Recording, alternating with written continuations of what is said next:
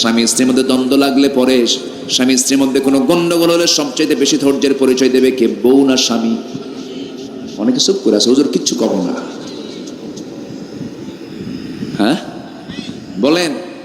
আর রিজালু কাওয়ামুনা আলান নিসা, নারীদের পরিচালক হবে পুরুষ। এই জন্য ধৈর্যের পরিচয় দিতে হবে পরিচালককে আগে, পরিচালকের ধৈর্যের পরিচয় দিতে হবে। আমার নবীজি শুধু রসুল ছিলেন না, তিনি একজন স্বামীও ছিলেন। আলহামদুলিল্লাহ বলেন।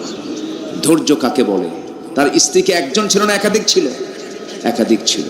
4 স্ত্রী এসে একদিন একসঙ্গে বলতেছে, হুজুর আমরা 4 জন স্ত্রী আপনাকে একটা জিজ্ঞাসা করতে চাই। কি?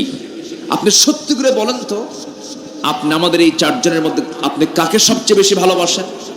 বলেন তো, প্রশ্নটা কি সহজ না জটিল? একজনের নাম বললে আরো খবর আছে না নাই? বলেন তো।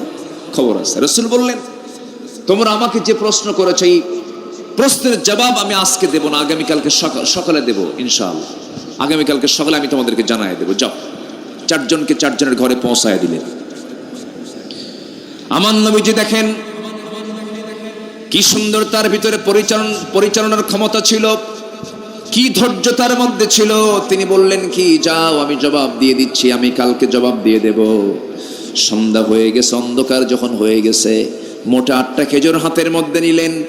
2টা করে খেজুর প্যাকেট করে নিয়ে আমার নবীজি প্রথমে আয়েশার ঘরে গিয়ে বলছেন, আয়েশা আমি তোমাকে খুব ভালোবাসি, তোমার ঘরে আসলাম, আমি তোমাকে 2টা খেজুর দিয়ে গেলাম, বড় বড় 2টা খেজুর দিয়ে গেলাম, আর তোমাকে বলে যাচ্ছে আমি তোমাকে দারুণ ভালোবাসি। কিন্তু এই মোহাব্বতের কথা যেন অন্য কোনো বইয়ের কানে না যায়। দ্বিতীয় স্ত্রীর ঘরে গিয়ে এই কথাই বললেন, তৃতীয় স্ত্রীর ঘরে গিয়ে কি কথা বললেন, চতুর্থ স্ত্রীর ঘরে গিয়ে কি কথা বললেন। চলে আসলেন পরের দিন সকালবেলা, বুক ভরে আশা নিয়ে 4 জন স্ত্রী তার সামনে আসছে। এবার বলছে, হুজুর আপনি বলুন তো, সত্যি করে আমাদের মধ্যে আপনি কাকে সবচেয়ে বেশি ভালোবাসেন?